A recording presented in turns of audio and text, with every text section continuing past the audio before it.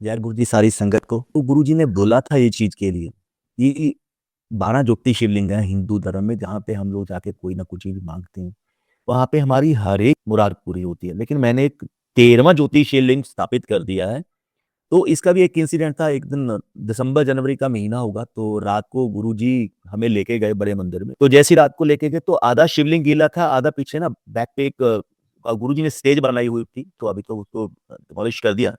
तो आधा वो गीला था, पूरे का पूरा आधा पोर्शन ऊपर से लेके नीचे तक स्वेट हुआ हुआ था, इतना अमृत वो निकला। मैंने बोला हल्की हल्की बारिश है कि शायद फॉग के कारण है या किसी और चीज के कारण है। हमने बोला कि गुरुजी वो ना बारिश हो रही है। कहते नहीं, बारिश नहीं हो रही, मैं मंदिर में आया हूँ, इसलिए अमृत वर्षा हो रही है। इसे 12 ज्योतिष शिवलिंग में ला के अपन 13वां ज्योतिष शिवलिंग बनाता है। कहते जो 12 ज्योतिष शिवलिंग में जाके मुराद नहीं पूरी होगी, वो इस मंदिर में आके पूरी होगी। लेकिन ये भी बोलते थे किसी को मांगना ही नहीं आता, यहाँ आके मांगना क्या है, जहां आके जो मांगोगे ना वो मिल जाए। तो बहुत पावर है इस ज्योतिष शिवलिंग में। फिर भी हम लोग नेक्स्ट डे उठे तो मैंने माली को बोला, माली ऊपर तक पाइप ऐसे डाल के रखी हुई है, शिवलिंग के ऊपर पानी कैसे आ जाता है? कहते भैया एक चीज बताओ, 40 फुट पे पानी कैसे लेके जाओगे आप? प्रेशर ही नहीं बनता है इतना। तो वो धीरे धीरे फिर गुरुजी ने बताया। गुरुजी का हुक्म होता था कि नरेंद्र तूने ना जब भी आना है, तूने बरासो जरूर करनी है बड़े मंदिर में आके, चाहे एक दिन पहले बरासो हुई हो, बट तेरी ड्यूटी है जब भी तू दिल्ली आएगा ब्रासो जरूर करना। तो बड़े मंदिर में जो ब्रास की फोटोग्राफ है उसको मैं ब्रासो करने के लिए एक दिन बैठा, तो फाइनल टच दिया। जैसे ही फाइनल टच दिया तो उनके चरणों से, शिव जी के चरणों से अमृत आना शुरू हो गया। तो जो अंकल बैठे थे, मैंने उनको बोला कि अंकल अमृत आ रहा है। ये सच की नहीं नहीं, सर्दियों के दिन है, दिसंबर का महीना था, एक्चुअल में 31 दिसंबर था। ये सच की नहीं, सर्दियों के दिन है। कई बार क्या होता है ना, जो ब्रास की बूटियां होती हैं वो मॉइस्चर छोड़ देती हैं। मैं कहा नहीं नहीं अंकल, मॉइस्चर नहीं है, ये अमृत है। तो वो नहीं माने। सी वो कुछ और ब्रास कर रहे थे। जैसे ही वो ब्रास करके हटे तो वहां से अमृत निकलना शुरू हो गया। तो फिर भी कहते हैं ना, क्वेश्चनिंग है, गुरुजी की अपनी टाइमिंग है आपको आंसर देने की, हमारे दिमाग से कुछ नहीं है कि हमें इमीडिएटली आंसर चाहिए, तो गुरुजी की टाइमिंग है। तो वो अंकल की एम्पायर स्टेट में थे, उनकी सेवा लगी हुई थी। जैसे ही गुरुजी स्नान करके आए, एम्पायर स्टेट में फर्स्ट फ्लोर पे बैठे थे, तो उनको बुलाया, मास्टर जी आओ फिर सेवा करो। तो जैसे ही वो सेवा करने लगे तो गुरुजी ट्राउजर पहन के बैठे हुए थे, तो 5-10 मिनट के बाद गुरुजी के ट्राउजर स्वेट होनी शुरू हो गई। तो मतलब इतनी लेग्स के नीचे इतनी स्वेटिंग हो गई, इतना अमृत निकलना शुरू हो गया। कहते ले मास्टर पी ला। तो उन्होंने हाथ लगा के, गुरुजी ने अपनी लेग्स के साथ हाथ लगा के उनको अमृत पिलाया। तो ये है गुरुजी, तो वो तो फुल फ्लेज पावर है। उनसे बड़ी पावर इस वक्त कोई नहीं है। वो हमेशा बोलते इस कल युग में इस वक्त जो मैं कर सकता हूँ ना, वो कोई नहीं कर सकता। शिव भी मैं ही था, गुरु नानक भी मैं ही हूँ, हमारे जामे हैं दारे। लेकिन इस वक्त मैं बैचलर हूँ, इसलिए मेरी पावर सबसे ज्यादा है। तो हम लोग 2002 में गुरुजी के पास बैठे थे, तो गुरुजी ने हमें बहमों से निकालने के लिए यहाँ पे आए थे। इसे भगवान कभी भी आपको बहमों में नहीं डालता, हम खुद बहमों में फंसते हैं। गुरुजी जितना बहमों से निकाल के गए हैं, हम उससे ज्यादा बहमों में फंसते जा रहे हैं। तो बैठे थे, गुरुजी की सेवा चल रही थी। तो एक दिन पहले 2 दिन मैं गुरुजी के पास उस समय रुका, तो मैंने कभी गुरुजी को 2 दिन में सोते हुए नहीं देखा। तो गुरुजी ऑलवेज से, अगर रब सो गया तब दुनियादारी बनूंगा, तो मैं कभी सोता नहीं। तो गुरुजी ने मुझे एक फोटोग्राफ का लिफाफा दिया, तकरीबन होगा वो 500। मुझे गुरुजी ने जो बोला कि 500 फोटोग्राफ हैं, इन सबको क्लिक कर दे। तो मैंने उनको, हमें 3-4 लड़के थे, हमने सबको क्लिक किया। उसमें 1.5-2 घंटे लग जाते, क्योंकि पहले होल करना है, फिर क्लिपिंग करनी है। तो ठीक है। तो गुरुजी कहते हैं नरेंद्र तेरी ड्यूटी है, कल जितनी भी संगत आएगी ना, उसको तुमने 2-2 बांटनी है फोटोग्राफ। एक वो अपने लगाएगी अपनी पॉकेट में, और दूसरी वो लेके जाएगी नई संगत के लिए या अपनी फैमिली के लिए। बोला, ठीक है गुरुजी। तो वो फोटोग्राफ उस दिन कम से कम मेरे ख्याल से 3,000 के अराउंड संगत थी। तो मैंने सारी संगत को 2-2 फोटोग्राफ बांटी हैं। फोटो तो 500 थी, 3,000 संगत को मैंने वो दी हैं। उसके बावजूद भी उसमें 15 से 20 फोटोग्राफ बच गई थी। तो नेक्स्ट डे मैंने गुरुजी को बोला, गुरुजी 15-20 बच गई। देला सारी संगत पूरी होगी? अरे हाँ जी। ले तेरा प्रसाद है, तू रख ला। मतलब वो 500 फोटोग्राफ को उन्होंने 5,000 बना दिया। सिर्फ लिफाफा तो हम लोग बांटते हैं, लेकिन ब्लेसिंग गुरुजी की चलती है, हम लोग नहीं बांटते। तो ये ना सोचो कि हम लोग कोई भी चीज डिस्ट्रीब्यूट कर रहे हैं या कुछ कर रहे हैं, वो किसी और चीज। गुरु जब मेहर करता है तो वो ऑटोमेटिकली मल्टीप्लायर होनी शुरू हो जाती है, और उसमें कुछ कहने की जरूरत ही नहीं। तो नेक्स्ट डे बैठे, गुरु जी स्नान करके आए 5-5:30 बजे। तो जैसे ही 5-5:30 स्नान करके आए, तो गुरु जी अपने रूम के बिल्कुल आगे बैठे, और सुदान थे जो एम्पायर स्टेट बने हैं, बब्बर अंकल, उनकी वाइफ, उनका बेटा, तो वो सारे इकट्ठे गुरुजी के पास थे। They souls are very very lucky. कहते हैं ना पिछले जन्मों की कमाई है। गुरुजी हमेशा बोलते थे अच्छे कर्म करो, जितने अच्छे कर्म करोगे आपको भगवान को ढूंढने की जरूरत नहीं पड़ेगी, भगवान आपको ढूंढता हुआ आपके घर पे आए, जितने अच्छे कर्म कर सकते। तो गुरुजी बैठे और उनसे बातें करने लगे। थोड़ी देर बाद गुरुजी कहते हैं अपने जो चबीला चबीला एक काम कर, आज आलू प्याज और मिर्चों के पकौड़े बना। तो वो पकौड़े पूड़े बनने लगे। गुरुजी एक ही प्लेट के बीच में सबने यानी कि वो पकौड़े खाए गुरुजी के साथ। तो गुरुजी कहते एਵੇਂ पता नहीं लोग क्यों व्रत रखते हैं महाशिवरात्रि का यार, पता नहीं क्यों व्रत रखते हैं, किसी को मीनिंग पता है आज शिवरात्रि का है क्या? कहते हैं शिव और पार्वती की शादी हुई थी, उस सृष्टि के माले की शादी हुई हो और आप लोग भूखे रहते हो। आपके घर में किसी की शादी हो, आप भूखे रहोगे क्या सेलिब्रेशन करोगे? शिवरात्रि को सेलिब्रेट करो, अच्छी तरह सेलिब्रेट करो। ये उन्होंने मना नहीं किया कि आप फास्ट ना रखो, क्योंकि गुरुजी अवॉइड करते थे चैत व्रत को, क्योंकि हम सारा दिन खाते रहते हैं व्रत में। तो व्रत रखो, लेकिन ये ना हो कि सारा दिन खाते रहें। तो मैंने शुरू से नवरात्रे भी रखे हैं, मैं आज की डेट में भी नवरात्रे रखता हूँ, मैं आज की डेट में महाशिवरात्रि का फास्ट रखता हूँ। लेकिन जो रूटीन है, ये नहीं है कि सारा दिन उसको खाते रहो, तभी उसका कोई इसलिए गुरुजी अवॉइड करते थे कि व्रत नहीं रखने चाहिए। क्यों? हम लोग अवॉइड नहीं करते उन चीज़ों को, तो उसका फ़ायदा नहीं है कुछ भी। तो गुरुजी ने चलो कहते सेलिब्रेशन करा करो अच्छी तरह। तो इन बिटवीन गाँव से 2 केनी बड़ी-बड़ी राजू अंकल हैं वो लेके आए और लाके गुरुजी के सामने रख के उन्होंने प्रणाम किया। तो गुरुजी कहते नरेंद्र देख लस्सी कितनी आई है पिंडों। तो मैंने देखी तो 25-30 लीटर के अराउंड लस्सी थी। तो मुझे कहते काम कर बर्फ ले आ। मैं कहा गुरुजी जितनी आपको पीनी है लस्सी उतनी बर्फ तो अपने फ्रिज में वैसी पड़ी रहती है। नहीं नहीं तू बाजार से लेके आ। तो मैं जाने लगा। मैं कहा गुरुजी कितनी लेके आऊं? 1 ब्लॉक ले आ, 1 सिल्ली ले आ। अपनी गाड़ी की डिग्गी में रख के लेके आना, रिक्शा में नहीं रख के लेके आना। तो ठीक है गुरुजी, जैसे गुरुजी का हुक्म। तो मैं जैसे ही जाने लगा तो भाई काम करी 2 ले आ ब्लॉक। अब मेरे पास मारुति 800 होती थी उस समय, तो 2 ब्लॉक ले आ, डिग्गी में रख के लेके आना।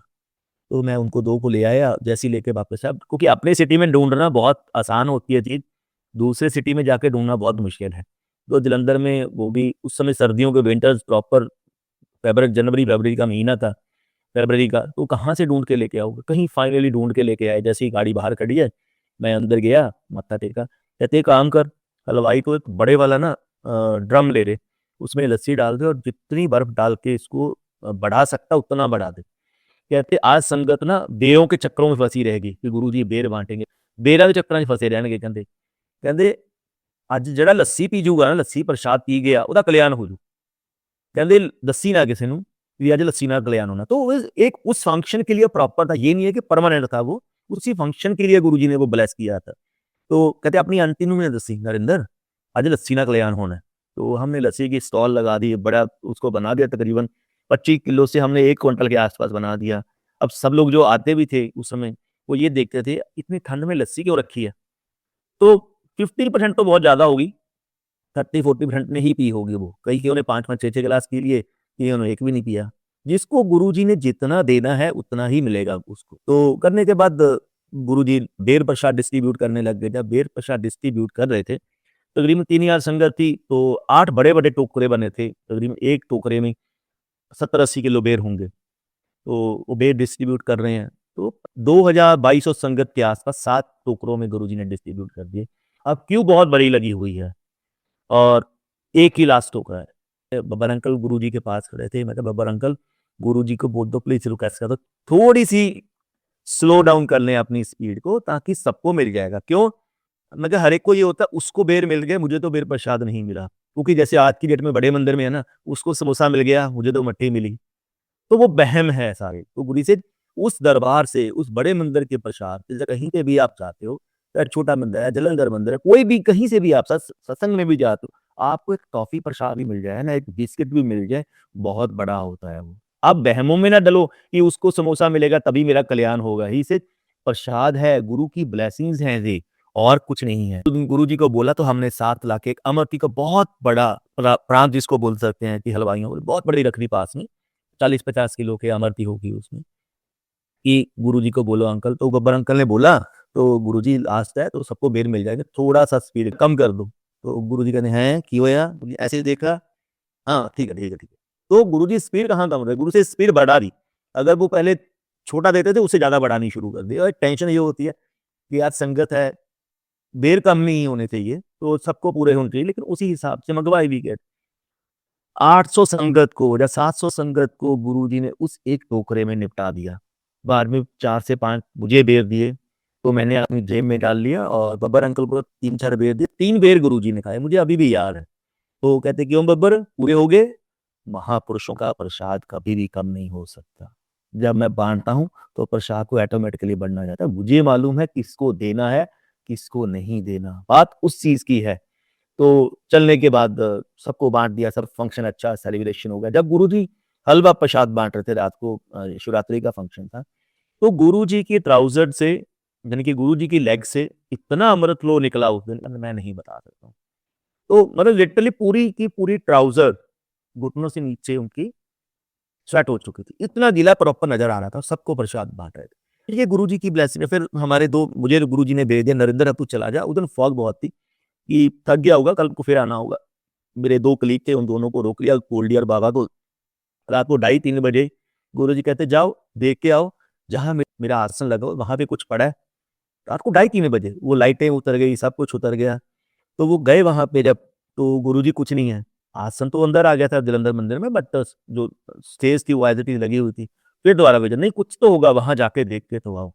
जब वो दोबारा गए, उसी जगह पे 5 बेर पड़े हुए थे। जो ऐसे हाथ में बेर लेके आए, गुरुजी जब 5 बेर मिले, कहंदे कमलियो तुहाडा प्रसाद है। तो ये हैं गुरुजी, आपको हर वक़्त वो देते रहते हैं। कई बार जब गुरुजी की सेवा करते थे, तो गुरुजी अपने हाथ को सीधा नहीं करने देते। यार नोटिस सो मेनी टाइम कि जब आप जलंधर आश्रम में बैठते थे, तो उनके हाथों की सेवा मिल जानी, बट वो कभी भी अपने हाथ को सीधा नहीं करने देते। दिन में हम लोग हाथ सीधा करते थे, तो उनके हाथों की सेवा करते रहते थे। But end of the day जब आश्रम पे बैठे, तब वो सीधा नहीं करने देते थे। तो सेवा करते रहे, मैंने बहुत आई फील इट कि उनके बिल्कुल साथ की हथेली में स्टिच टाइप लगा हुआ है कुछ ना कुछ। तो मैं कई बार सोचता मतलब गुरुजी ने कौन से कुछ कुछ काम किया होगा कि चाकू लग गया या कुछ और नेल लग गया, कुछ तो लगा होगा जिससे स्विच लगा। तो दिन में देखे दिन में कुछ, क्योंकि गुरुजी की माया सबसे खतरनाक माया है। वो आपको समझने नहीं देते कि मैं हूँ क्या। तो मैंने बड़ी बार कोशिश की, तो गुरु ने एक दिन बैठे-बैठे मैंने गुरुजी को बोल दिया, मैं कहा गुरुजी आपके हाथ में स्टिच क्यों लगा हुआ है? तो गुरुजी ने ऐसे हाथ सीधा किया, ले दस मेरे हाथ स्टिच कितने लग गया है?